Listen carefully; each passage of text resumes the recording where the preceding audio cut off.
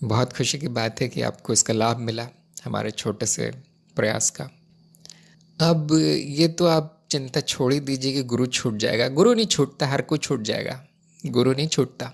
इसके बारे में अब आज बताना संभव नहीं, लेकिन बहुत बहुत जगह मैंने कहा है कि यही बंधन है, गुरु बंधन, जो अमर है।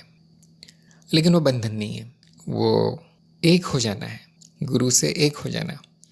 तो जब तक आपके मन में ये डर रहेगा कि मैं अब गुरु छोड़ने वाले हैं, अब काम हो गया है गुरु का, अब उनसे विनती करनी पड़ेगी मुझे मत छोड़ना, तो अभी तक एक नहीं हुआ है, फिर गुरु से एकता नहीं हुई है। तो ये देखिए क्यों नहीं हुई। अंतिम ज्ञान प्राप्त होकर भी नहीं हुआ, फिर भी उसके पीछे भाव है कि अब मुझे गुरु को नहीं छोड़ना। तो जब तक ये भाव है गुरु रहेगा। तो आपने ये भी लिखा है कि जब तक कुछ अज्ञे ना हो जाए। अब आप ये बताइए कि क्या है जो अज्ञे नहीं हुआ आपके लिए, जिसके बारे में अज्ञान या ज्ञान बचा है। जब कुछ लिखा जाता है तो उसमें बड़ी शक्ति होती है, मतलब वो गंभीर विषय है। बताइए क्या अज्ञे नहीं हुआ। विदुषी ने कहा है, जब ज्ञान एवं अज्ञान एक ही स्थिति में आ जाए तो मेरी स्थिति अभी वह नहीं हुई है। जब वो दोनों ना रहे तो अज्ञता कहा जाएगा। जो एकता की स्थिति है अज्ञता की, वो कहती है अज्ञान भी नहीं है लेकिन ज्ञान भी नहीं है। तो अज्ञान से ही शुरू करते हैं, क्या बच गया, पहले उसी को नष्ट करें, फिर ज्ञान की चिंता करेंगे। विदुषी ने कहा जब तक ज्ञान से आसक्ति है। मैंने कहा ना, ज्ञान की चिंता अभी नहीं करेंगे, ना आसक्ति की। अज्ञान कौन सा बचा है, जो सबसे पहला, जो सबसे मुख्य है, नंबर 1, वो लिख दीजिए। आसक्ति अज्ञान नहीं है, अज्ञान मान्यताओं का होना है। कौन सी मान्यता बची है? आसक्ति तो मन की वृत्ति है, वो हो ना हो हमें क्या करना है। अज्ञान क्या है कि वो मैं हूँ ये मान्यता कि जो आसक्त है वो मैं हूँ, ये अज्ञान है। क्या वो बचा है? सोच के लिखिए।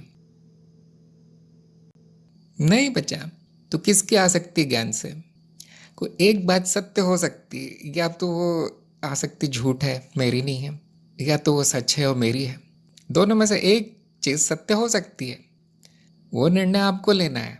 देखिए, अगर ऐसा कुछ है जिसको ज्ञान से आसक्ति है, ये देखिए क्या वो वृत्ति सत्य है? नहीं, तो हो गया, ज्ञान और अज्ञान बराबर हो गया, एक स्थिति में आ गया। जब तक आप ये मानते रहेंगे कि मैं आसक्त हूँ, तब तक ज्ञान भी है अज्ञान भी है। और जो भी हो रहा है, आसक्ति, अनासक्ति, विरक्ति, संन्यास, जागृति, जो भी आप लोग कहते हैं, और ये भाव है कि ये सब मेरा नहीं है, मैं नहीं हूँ, इस खेल में, इस सपने में ऐसा कुछ चल रहा है, भ्रम सा चल रहा है, फिर सब बराबर है, फिर अज्ञता ही बची है। क्या आपने मान तो नहीं लिया कि मैं ज्ञान से आसक्त हूँ? इस पे विचार कीजिए कि ऐसा मैंने क्यों मान लिया। क्या सही ज्ञान प्राप्त हो गया है? आपने लिखा है अंतिम ज्ञान प्राप्त करके। क्या अंतिम ज्ञान प्राप्त हो गया है, या अभी भी कोई मान्यता बची है, ये ज्ञान मेरा है, यह अंतिम ज्ञान मेरा है? क्या ऐसा बचा है? उसी पे प्रश्न चिन्ह लगाइए। ये कौन है जो कह रहा है मेरा है?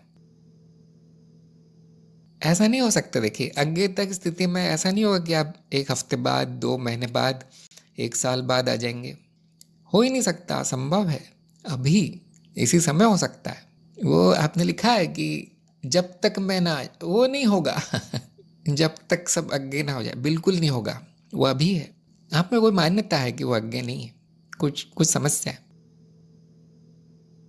तो जब भी किसी के भी, केवल विदुषी के नहीं, किसी के भी मन में ऐसा प्रश्न आ जाए, ये भी नहीं हुआ अभी तक, मुक्ति भी नहीं हुई, वो भी नहीं हुआ, तो सत्संग में पूछना ज़रूरी है। वो अंदर जो अज्ञान का बीज पड़ा है, वो खोद के हम निकालते हैं, उसको जला देते हैं बस, ताकि वो पेड़ न बन जाए।